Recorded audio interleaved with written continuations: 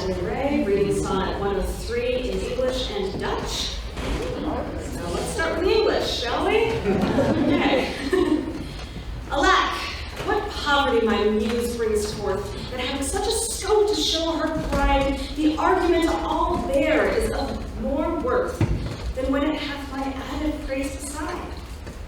Oh, blame me not, if I no more can write. Look in your glass, and there appears a face that overgoes my blunt invention quite, dulling my lines and doing me disgrace. Were it not sinful then, striving to mend, to mar the subject that before was well? For to no other pass my verses tend than of your graces and your gifts to tell, and more, much more, than in my verse can sit. Your own glass shows you when you look at it.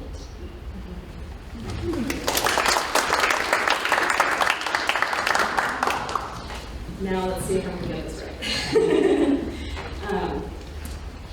Helaas, mijn pauvre muus heeft geveld om jou te tonen zoals je werkelijk bent. Haar naakte onderwerp is veel meer waard dan de lof die hem mijn zangkunst brengt. Maar laak mij niet omdat mijn verder zwijgt. Kijk in de spiegel, hoe je perfect gelaat met groot gemaak mijn vindig overzicht. Die, maar dan jou te prijzen, mezelf schaadt. Zo het geen zonde zijn ernaar te streven, iets te vervrijen dat dit niet eens verliest. Als is het slechts mijn doel, jouw pracht te delen, in één gedicht dat al jouw deugden prijst. Eén meer, veel meer dan mijn geheim hier biedt. Ontdek jezelf als je in de spiegel ziet.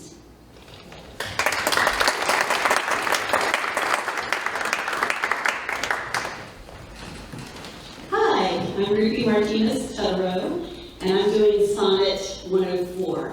I chose this one because I recently reconnected with an old boyfriend that I dated when I was 19. I'm a little older now, so too. But we mentioned to each other that, we don't see each other as older. But Shakespeare puts it so much better. To me, fair friend, you never can be old. For as you were when first your eye eyed, such seems your beauty still.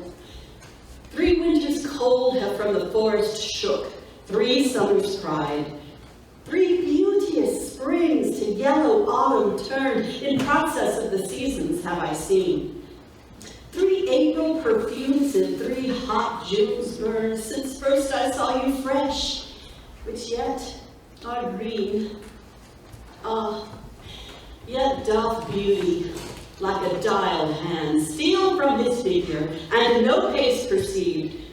So your sweet hue, which methinks still doth stand, hath motion, and mine eye might be deceived. For fear of which, hear this, thou age unbred, ere you were born, was beauty summer dead.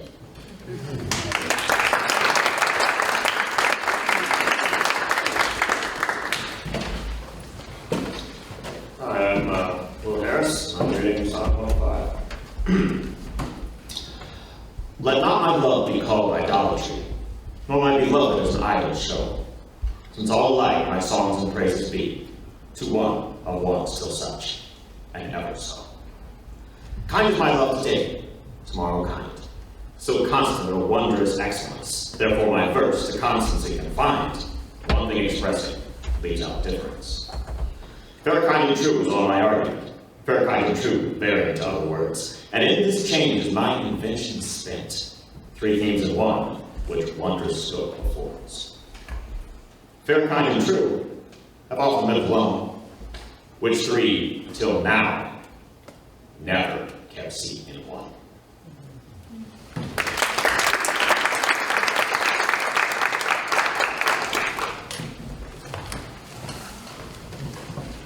Good evening.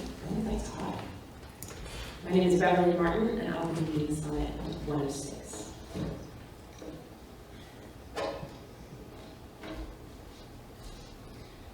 When, in the chronicle of wasted time, I see descriptions of the fairest wights, and beauty making beautiful old rhyme in praise of ladies dead and lovely knights, then in the blazon of sweet beauty's best, of hand, of foot, of lip, of eye, of brow, I see their antique pen would have expressed even such a beauty as you master now.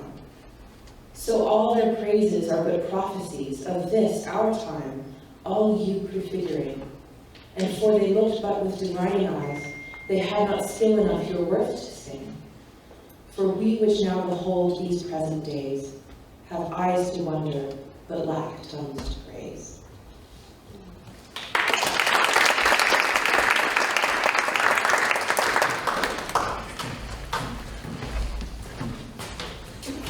And Gus Allen with Sonnet 107.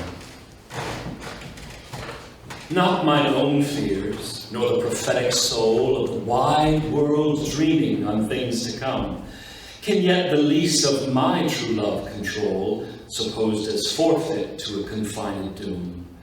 The mortal moon hath her eclipse endured, and the sad augurs mock their own presage. Uncertainties now crown themselves assured, and peace proclaims olives of endless age. Now with the drops of this most balmy time, my love looks fresh, and death to me subscribes, since spite of him I'll live in this poor rhyme, while he insults o'er dull and speechless tribes. And thou, in this, shalt find thy monument, when tyrants' crests and tombs of brass are spent.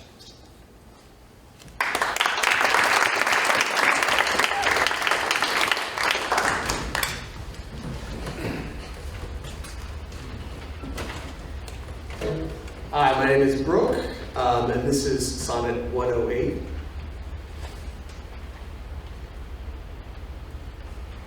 What's in the brain that ink may character, which hath not figured in thee, to thee, my true spirit? What's new to speak? What now to register that may express my love or thy dear merit? Nothing, sweet boy, but yet, like prayers divine, I must each day say o'er the very same, counting no old thing old, thou mine, I thine, e'en as when first I hallowed thy fair name, so that eternal love in love's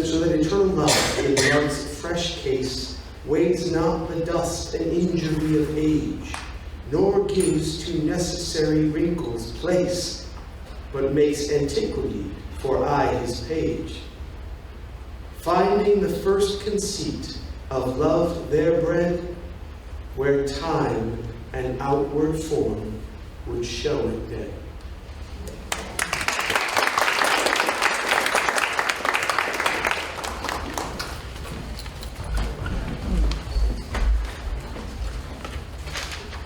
Hello, my name is Freyja Sindemark, and I'll be doing Sonnet 109 in English and Swedish. Oh, never say that I was false of heart, though accents seemed my flame to qualify. As easy might I from myself depart as from my soul, which in thy breast doth lie. That is my home of love.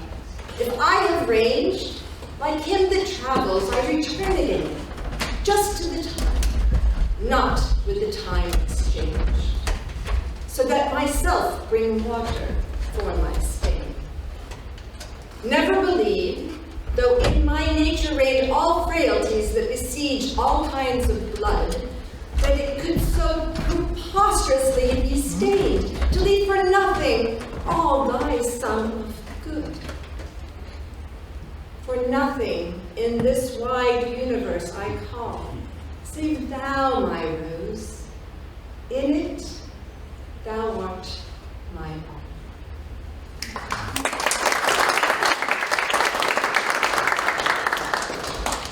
nu på svenska. Och säg ej så att jag en falsk vilja, fast avstånd gör det någon mindre varm. Så gärna kan jag från mig själv beskiljas som från min själ, förvarad i din barn. Där är min kärlekshem, och dit på nytt jag vänder om som vandraren i natten, i rätten tid, av tiden ej förbytt. Och ett så bortlig fläck jag själv har vatten. Tro ej, om och uti mitt väsen råder avsvaghet som ett mänskligt blod har fått. Det är så orimligt fylls av ondskans oder, att det förnåder bort ditt skatt av gott. Ty, världen all är noll förutan dig, min ros, och du är allt i den för mig.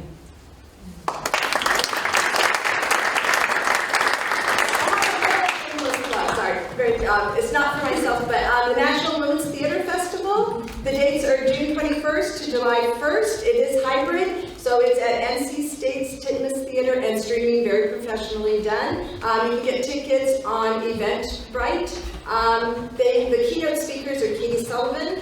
She's a champion Paralympian and star of The Cost of Living on Broadway. Christine Toy Johnson, Tony-honored Broadway performer and treasurer of the Dramatists Guild.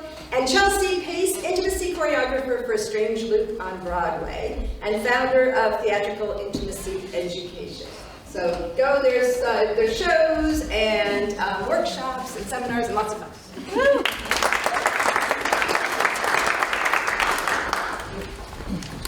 All right. I'm Madison Doss. I teach high school English, so I'm going to give you guys the high school introduction to the sonnet, something that is really hard about teaching Shakespeare to teenagers, and maybe I have two of my students in the audience, maybe they can attest to this, is that it can be really boring, and not fun, and hard to understand. So, I'll give you the rundown. We have a speaker. He's been unfaithful to his love. He's going to go to his love, and he's going to use the oldest excuse in the book. Well, I was unfaithful, but it made me realize how much I loved you. Take me back! Right? So, here it is, Sonnet 110. Alas, 'tis true, I've gone here and there, and made myself a motley to the view. Gored my own thoughts, so cheap what is most dear, made old offenses of affections new. Most true it is that I have looked on truth so scant and strangely, but by all above, those belches gave my heart another hue, and worse essays proved me my best of love. Now all is done, have what shall have no end. Mine appetite I never more will grind, on new reproof, to try an older friend, a god in love to whom I am confined. Then give me welcome, next my heaven the best, even to thy pure and most loving breast.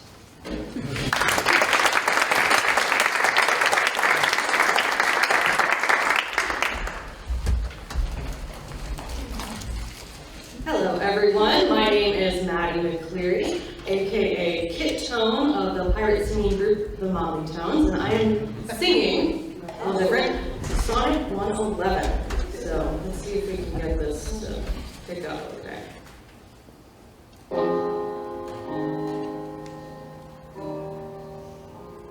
Oh, for my sake, do you with fortune chide, the guilty goddess of my harmful deeds that did not better for my life provide than public means, which public manners breed, and comes it that my name receives a brand, and almost thence my nature is subdued to what it works in, like the dyer's hand.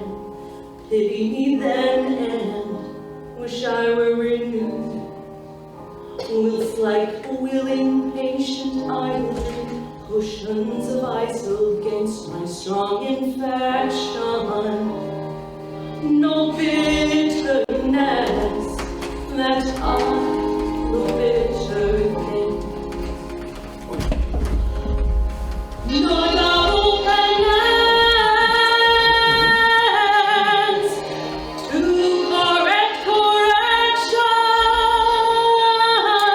Pity me, then, dear friend, and I assure ye, even that your pity is enough to cure me. Nor double penance to correct correction. Pity me, then, dear friend, and I assure ye, even then, that your pity is enough to cure me.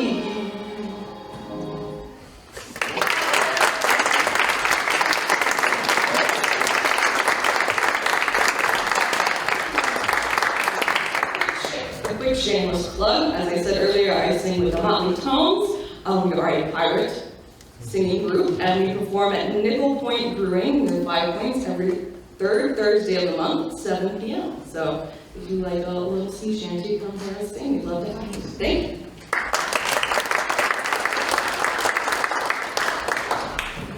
I don't know how the word she expects me to come behind that. You got this. So, in my shameless plug earlier, I shamelessly forgot to add that in Greensboro, it'll be May the 6th, and in Peagrave Arena, it's going to be on June 19th. Shame on me. Again, my name is Shawna Fitzgerald, and I will be reading Sonnet 112. Your love and pity doth the impression feel, which vulgar scandal stamped upon my brow. For what care I who calls me well or ill? So you or green my bad, my good allow. You are all the world, and I must strive to know my shames and praises from your tongue. No one else to me, nor I none alive, that my stilled sense or changes right or wrong. And so profound, absent, I throw all care of other voices that may add a sense. To critic and to flatter, stop me. Mark how with my neglect I do dispense. You are so strongly in my purpose bred, that all the world besides methinks are dead. Thank you.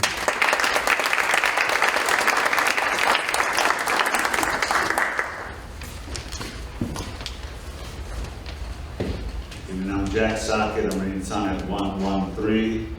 I guess I'll do a synopsis. I think it's a good idea because it's sometimes complicated. It's basically about how, like, when you're in love, you don't really see stuff and you can't process stuff.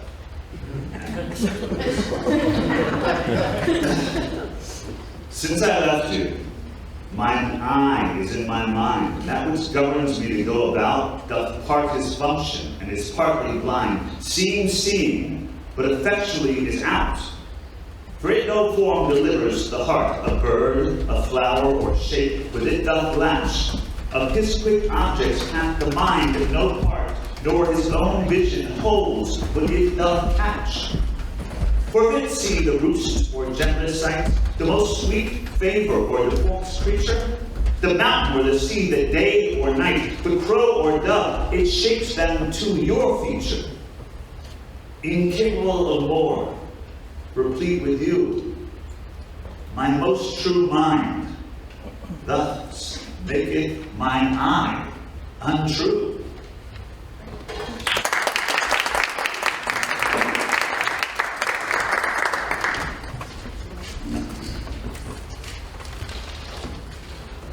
Hello, I'm Warren Keyes, and I'm reading Sonnet 114. Or whether doth my mind, being crowned with you, drink up the monarch's plain this flattery, Or whether, shall I say, mine eye saith true, and that your love taughted this alchemy to make of monsters and things indigest such cherubins as your sweet self resemble, creating every bad a perfect beast, as far as objects to his beams assemble. Oh, 'tis the first, 'tis flattery in my seeking, and my great mind most kingly drinks it up. Mine eye well knows what with his gust is green, and to his palate doth prepare the cup. If it be poison, 'tis the lesser sin that mine eyes will love it, and doth first begin.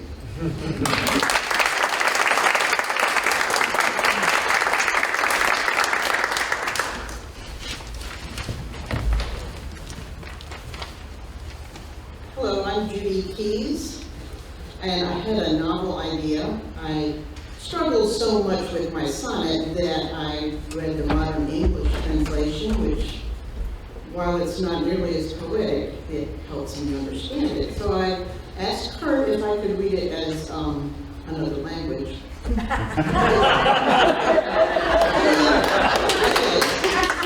I'm going to read the modern English translation first in the hopes that it will help you understand as Shakespearean.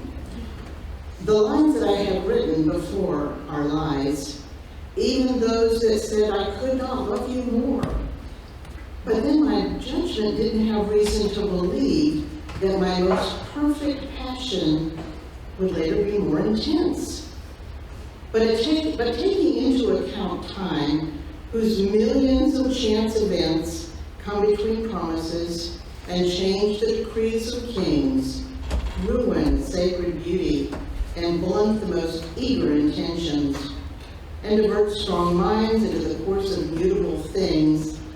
Alas, fearing time's tyranny, why could I not have said, I love you most right now, when I was certain beyond any uncertainty, certain of my present and suspecting everything else? Love is a baby, so why can't I say that to make fully grown what is still growing?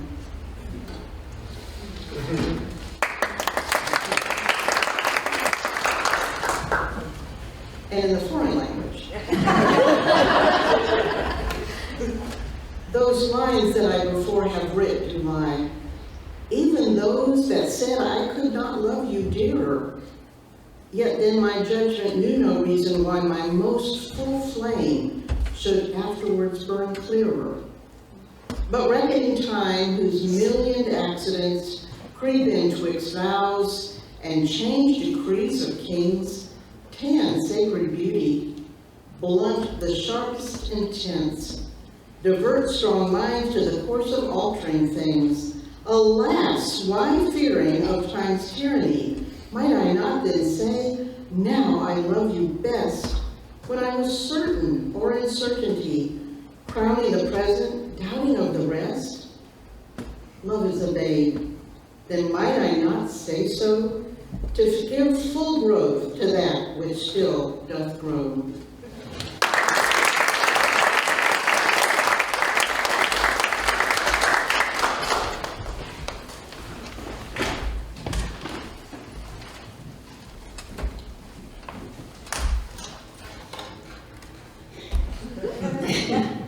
For the short people.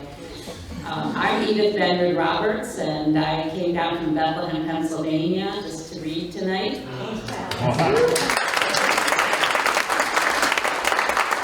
But I also came to see my brother Kurt. It's a good excuse to be with family. I'm going to be reading Sonnet 116, which is about the constancy of true love. And I'm going to be reading it in English and in French. Let me not, to the marriage of true minds, admit impediments. Love is not love which alters when it alteration finds, or bends with a remover to remove. Oh no, it is an ever-fixed mark that looks on tempests and is never shaken. It is the star to every wandering bark, whose worth's unknown, although his height be taken. Love's not time's fool, though rosy lips and cheeks within its bending sickle's compass come. Love alters not with its brief hours and weeks, but it bears it out even to the edge of doom. If this be error, and upon me proved, I never writ, nor no man ever loved.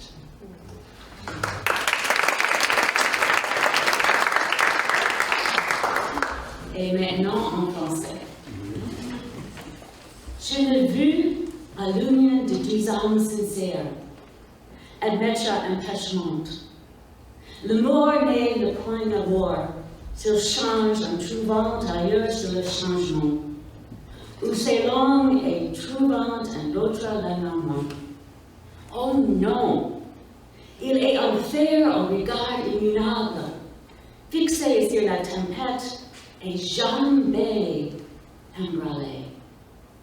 Pour tout navire errant, il est l'astre qu'il guide. Non un point de la tour, mais ne sait l'influence. Le mort n'est point le jouet de temps. Dans la fossile important, en s'en croissant, les joues et lèvres roses.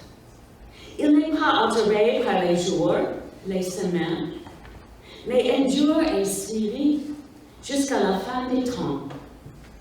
Si ceci est une erreur, quand on m'a démontré, nul n'a jamais aimé et je n'ai rien écrit.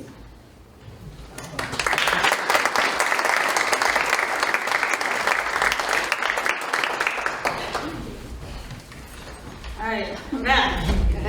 I volunteered to do this one 15 minutes ago, or whatever it was. So I have a shorter intro for you, unrelated to teaching. So I was sitting over there and I was reading this and I was like, ooh, this reminds me way too much of what happens when you've been married a really long time. And by long time, I mean not a newlywed. So you are married and you realize that over time you've neglected your spouse for whatever reason. Maybe you're just not doing the dishes, not really reminding them that you love them, and you come to them and you're like, hey man, don't hate me. And that's what really this sonnet is. It's, hey, I neglected you and I realize that all these offenses have built up, but please don't hate me, I still love you. So Sonnet 117. Accuse me thus, that I have scanted all, wherein I should your great deserts repay. Forgot upon your dearest love to call, whereto all bonds do tie me day by day. That I have frequent been with unknown minds, in given to time your own dear purchased right. That I have hoisted sail to all winds, which should transport me the farthest from your sight. Book both my willfulness and errors down, and on just proof surmise accumulate. Bring me within the level of your frown, but shoot not at me with your wakened hate. Since my appeal says I did strive to prove the constancy and virtue of your love.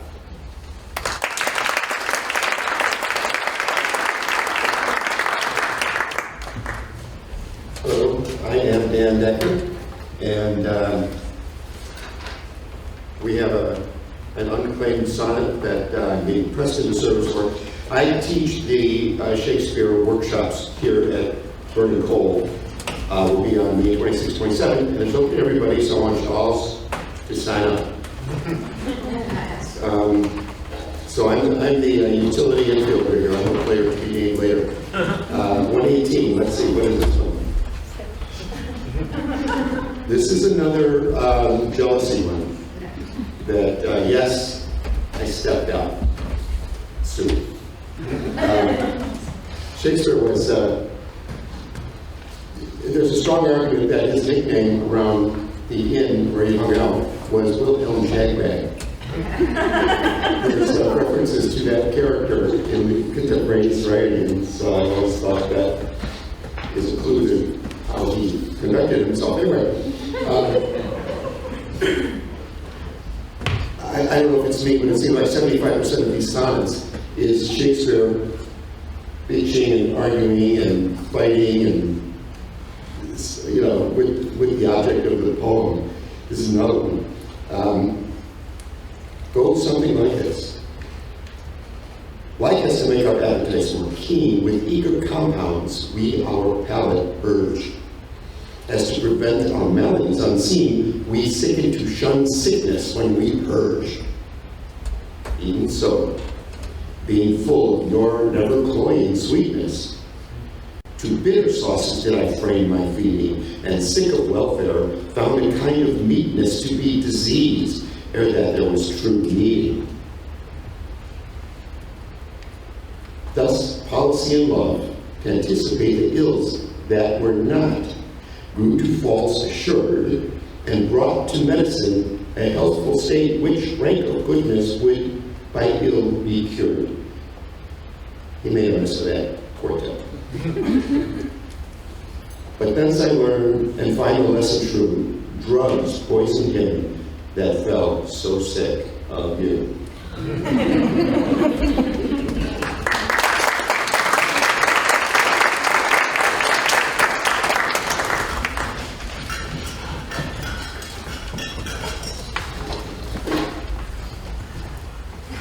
Pirate singing meet up. Remember that. My name is Rick Tarsa, better known to the law as Flint's Tone of the Motley Tones. We sing madrigals to the king by day, pub songs to Whitlow at night, and love songs and sailor songs all day long, with occasional sonnets thrown in just to demonstrate that we do have some class. This is Sonnet 119, and I'll be singing it. What potions have I drunk of sirens' tears, distilled from limbecks foul as hell within, applying fears to hopes and hopes to fears, still losing when I saw myself to win. What wretched errors has my heart committed, whilst it had thought itself so blessed never? How have mine eyes out of their shears been fitted in the passion of this maddening fever? The benefit of ill now I find true, that better is by evil still made better, and ruined love when it is built anew grows fairer than at first, more strong, far greater. So I returned rebuked to my content, and gained by ills thrice more than I have spent.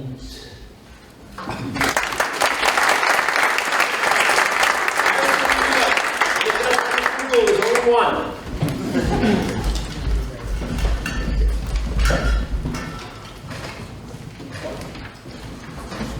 My name is Larry Bliss. I noticed I'm following a Shakespeare scholar, and I've sort of beautiful song in front of me, so I'm just a guy from the neighborhood. This is Sonnet 120. That you were once unkind befriends me now. For that sorrow which I then feel, needs must I under my transgression vow, unless my nerves were brass or hammered steel. For if you were by my unkindness shaken, as I by yours, you've passed a hell of time. And I, a tyrant, have no leisure taken to weigh how once I suffered under your crime. Oh, that our night of woe might have remembered my deepest sense, how hard truth's sorrow hits. And soon to you, as you to me, then tendered the humble salve which wounded bosoms kiss. But that your trespass now becomes a fee, mine ransoms yours, and yours must ransom me.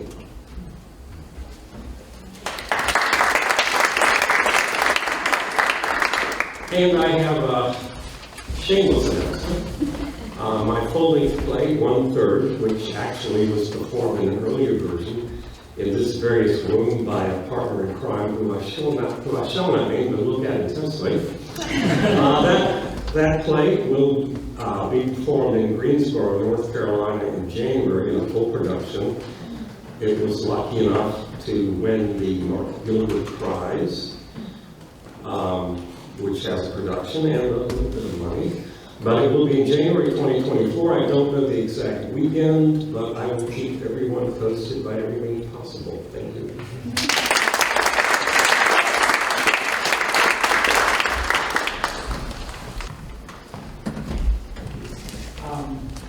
My name is Hector Fernandez, and I'm reading Sonnet 121. And Kurt, I picked up 122, which was beside me. Okay. Is that all right if I read it as well? Sure, yeah. So this one's kind of cool because Shakespeare, it seems like he's pretty pissed off,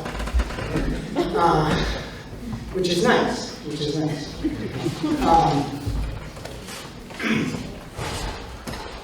"'Tis better to be vile than vile esteemed, when not to be receives reproach of being, and the just pleasure lost, which is so deemed, not by our feeling, but by others' seeing.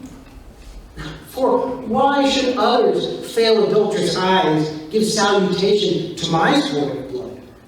Or on my frailties, why are frailer spies, which in their wills count bad, what I think good? No. I am what I am, and they that level at my abuses reckon upon their own. I may be straight through, that they themselves be better. By their rank thoughts, my deeds must not be shown, unless this general evil they maintain. All men are bad, and in their badness reign."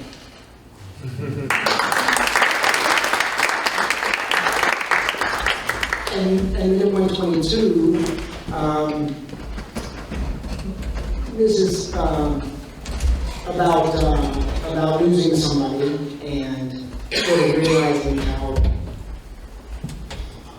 how fleeting our time is and how time kind of takes away our memories of those that we hold dear. So.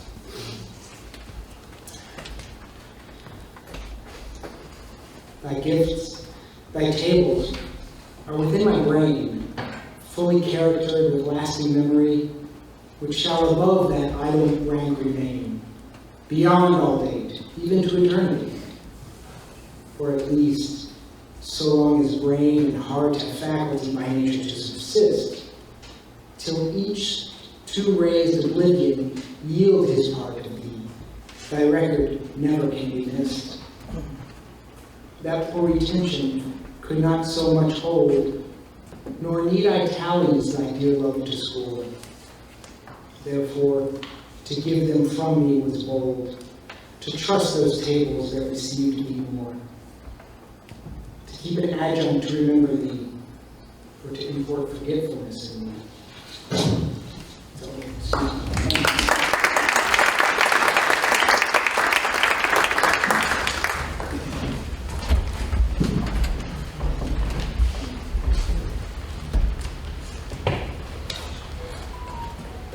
Hello, my name is John. As all of you, I know Kurt. I've known Kurt since high school and his sister. He asked me to read Sonnet 123 because it has to do with the Shakespeare's conflict with time. I guess because we've known each other so long, getting old, he decided I need to read something about time. So here it is. No time, thou shalt not close thy to change. Thy pyramids built up with newer light, we are nothing novel, nothing strange. The art of dressing to a formal sight. Our days are brief, and therefore we admire what thou dost voice upon us that is old, and rather make them born to our desire, than think that we before have heard them told. Thy registers and thee I both divide, not wondering at the present nor the past, for thy records and what we see does lie, made more or less by thy continual haste. This I do vow, and this shall ever be. I will be true despite that sight in thee.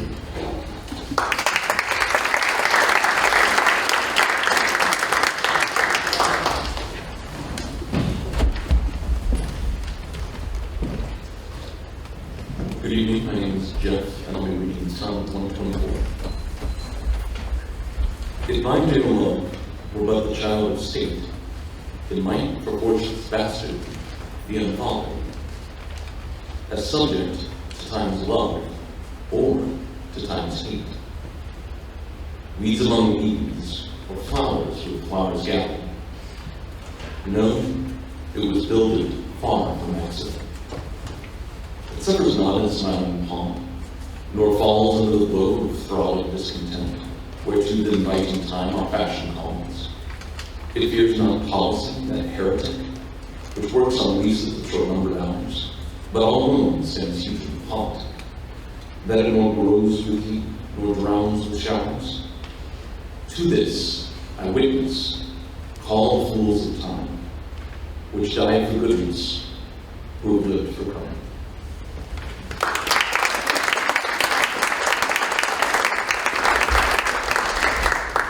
Hi, I'm Debbie Thompson, doing 125. I made the mistake of, I did on Zoom, I took a cold read and I said, oh, this was great.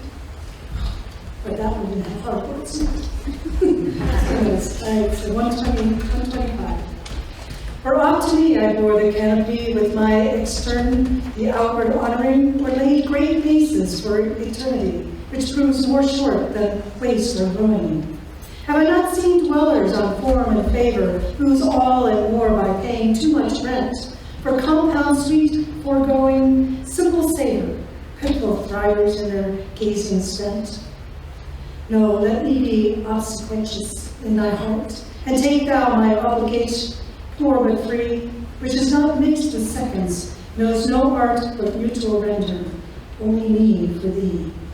Hence, thou suborned informer, a true soul when most impeached stands, least in thy control.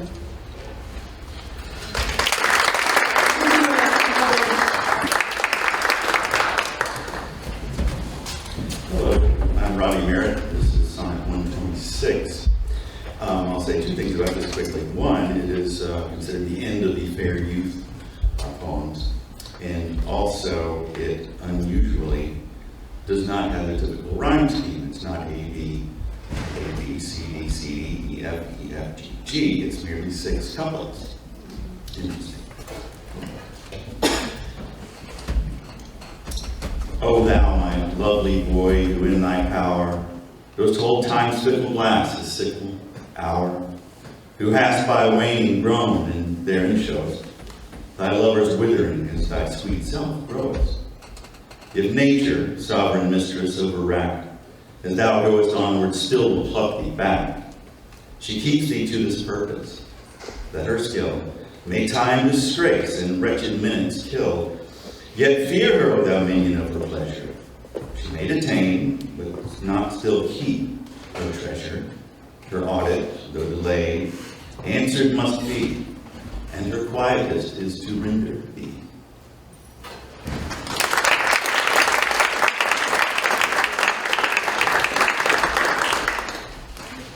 Good evening, good evening. I'm Celeste Hinnant, and I will be reading Sonnet 127. To preface it a little bit, in ancient times, dark skin was not considered beautiful. And if you thought it was, you couldn't express it. And so the poet of this sonnet is defending the love of a mistress who is, in my opinion, based on the way he writes it, is dark complected. In the old age, black was not counted fair, or if it were, it bore not beauty's name, but now is black beauty's successive heir, and beauty slandered with a vaster shame. For since each hand hath put on nature's power, bearing the vow with art's false borrowed face, sweet beauty hath no name, no holy bower, but is profaned, if not, lives in disgrace. Therefore, my mistress's eyes are raven black, her eyes so suited, and they mourners seem, at such who, not born fair, no beauty lack. slandering creation with a false esteem, yet so they mourn, becoming of their woe, that every tongue says beauty should look so.